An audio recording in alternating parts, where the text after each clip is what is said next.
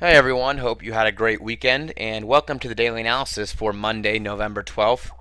Today we're going to talk about a few of the major pairs as we always do, and one thing I want to pay particular attention to is this euro dollar as it's kind of breaking back down through this long-term trend line that we've paid so much attention to over the past few months. So definitely want to pay attention to that, kind of give you some vision as far as I see things, and then also hit on a few of the other key pairs that we typically talk about.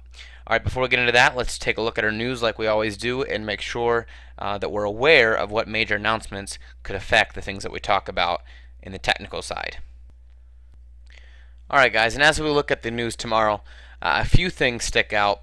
4:30 a.m. pound news is a major one because that along with the 5 a.m. euro news is obviously going to affect both the euro and the pound, and because they kind of run together, that's going to have a pretty major effect on what we talk about concerning the euro dollar and of course the pound dollar as well. So because the euro dollar and pound dollar are at some critical levels and they're things that we're watching, those two major news announcements are going to have a pretty big effect on whether or not that does follow through, whether it continues, whether there's a reversal, if it breaks a key level.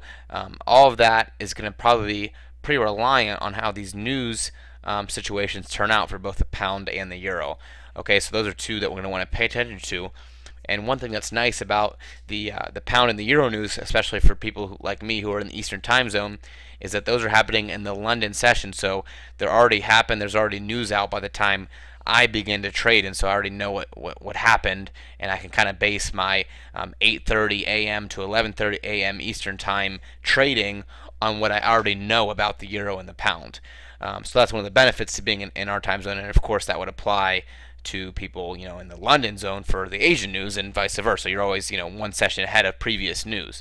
But in this case, watching that euro dollar and that pound dollar pair and trying to figure out where it's going, it's a great benefit to know what's already happened on the news side of things, on the fundamental side of things for the pound and the euro, to give me an idea. Okay, if the euro dollar is moving up on an 8:30, half-hour bar with a lot of momentum, and I'm already looking long based on a trend, and there was euro good news that happened at 4:30 a.m., there's more things lining up than just the technical side of things, and that's a great benefit to me.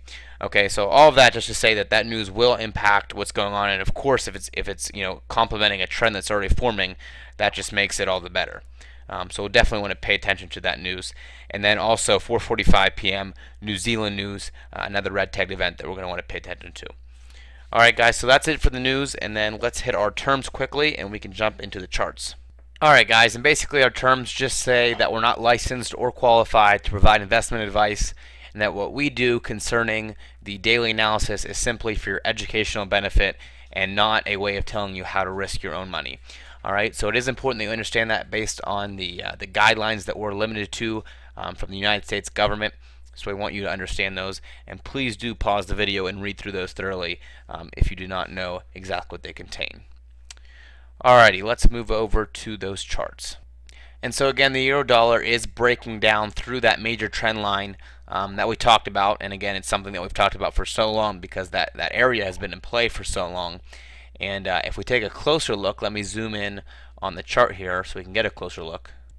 Okay guys, so again, when you zoom up here, you can see that there's a pretty clear break of this area. It's not a strong break, but obviously price has moved below, and today's daily bar began below this area, is now actually bouncing up and continuing back down. So assuming that this technically remains sound, this trend line is going to be continued as a top trend line and not a bottom trend line because we've broken below it.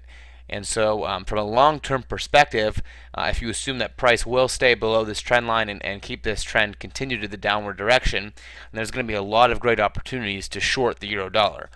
Now again, news could come out tomorrow that breaks this right back up and begins looking to test this area. But we're assuming here, and that's all you can really do at this point, we're assuming that the technical setup is going to remain consistent and honor the trend line that's in place. So because of that, any trade that appears like this one with a tail through the trend line and bounces in the downward direction is going to be a logical short because it's already a downward trend, plus you're getting downward motion right off the trend line, and so that puts you in a trend continuation plus kind of head start pips situation, and those are often the best setups to take advantage of. Okay, so as far as the euro dollar is concerned, let me just rephrase and be more general about it.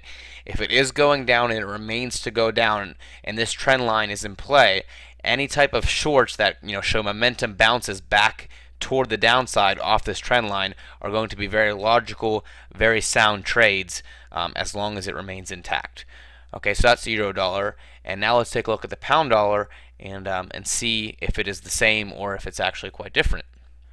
Okay, so with the pound dollar, the answer is it's both. It's very different, but it's also the same because we do have a downward trend in play. Obviously, this is the line that we've talked about, and it's moving down. However, differently than the euro dollar, the trend line is not being tested right now, but is actually at a far point from the trend line. In other words, it's made a new low at this point, and it's probably only a matter of time before we actually get a bounce back up to test the trend line before continuing. So the pound, is one that we talked about in this area when it was struggling. Is it going to continue to decrease this trend line and actually start making a break to the upside, or are we going to get to a lower low and continue this trend and see long-term consistency? Well, right now it's made a lower low. It certainly looks like it's very legitimate as far as the downward trend, the bearish trend is concerned.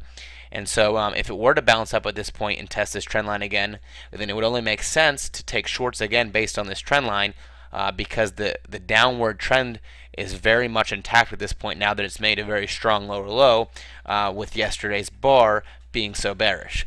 Okay, so the pound, again, it's very similar to the euro, but it's also very different because where the euro is testing that downward trend line right now, the pound is actually at a very, far, it's relative. It's at a relatively far distance from that trend line at this point because it's made a lower low near the 158.80 area.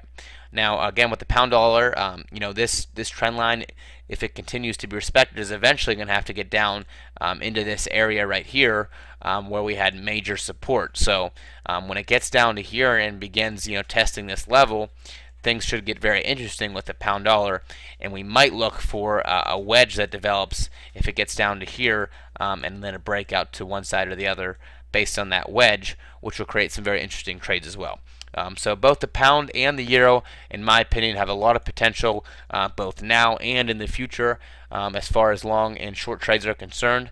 The euro, to me, looks ready right now to be taken short because it's battling that trend line. If we see momentum pushing off that trend line to the downside, I personally think that it's ready to short now, whereas the pound is actually looking ready for a bounce right now, so I'm not looking for immediate shorts.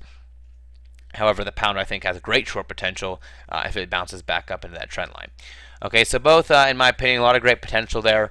We'll wait and see if some of these setups work out how we're expecting, and then look to take advantage of those when they do. All right, let's check the AUD dollar as well. Now, the AUD is showing a lot of strength right now, so it obviously looks different than both the euro and the pound dollar, where they're heading down versus a pretty neutral U.S. dollar. The AUD is still rallying up. Still working toward the top of this area. Anywhere in this zone near this trend line is still where it looks to be headed. And so any longs based on this trend line seem to be pretty logical setups like the one we have today. So the AUD is actually one that we're long on today, maybe halfway up this candle. We took a long and are looking for a target again in this area. It seems that each time that we get a bounce off this trend line, we do make a higher high. Typically, they're not extremely higher highs because it's moving up very slowly, but eventually it does get to a higher high, and this trend line is still intact. So the AUD being as strong as it is makes sense to take long on trend line bounces, and that's exactly what we did. So we'll see how much continuation we see here, and if it does in fact get up to the top of our area on this very long-term downward wedge. It looks like the euro pound is going to make a run to test this area, the trend line, excuse me. Small base right here, not exactly off of the previous low base, but still a base nonetheless, and looking to make a bounce up toward this trend line as it appears right now. It does not really entice me to take a long position on it because it's not a confident setup. It's not off a major area that I would respect a lot to take a long, and the profit potential seems limited as far as once it gets to this trend line, you would expect more downward movement. So I'm not like enticed to take a long on the euro pound, but it does seem like it's moving up and is likely to get back and test that trend line, which is something to keep an eye out for. Okay, and the last pair I want to talk about today is one more euro pair, and it's the EURAUD. If you remember, we talked about when it broke through the 38.2 level, it was likely to get down to the 50 level, which it did. It struggled at the 50, but never really made a bounce up at all. Never even got a bullish day. Maybe expected a bounce up. At least I expected a bounce up to maybe test a 38.2 or even get halfway there or something.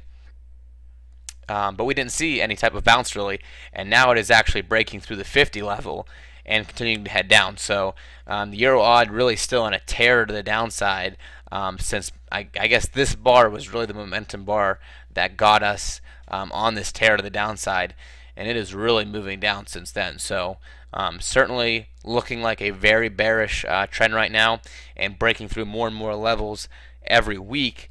And so our next level, of course, is the 61.8 level when you're talking about fibs, and if it gets to that, then we're basically looking at a pretty high probability that we're targeting lowest lows in history for EURAUD. So pretty key levels coming up, and if there's anything left as far as EURAUD bullishness, it needs to show up pretty soon, or this thing is really looking like a continuation of the ultimate bearish trend. Alright, well that's about it for the daily analysis. Thank you guys so much for stopping by to watch it, and please do leave any thoughts or comments below, and I will get back to those and talk to you soon.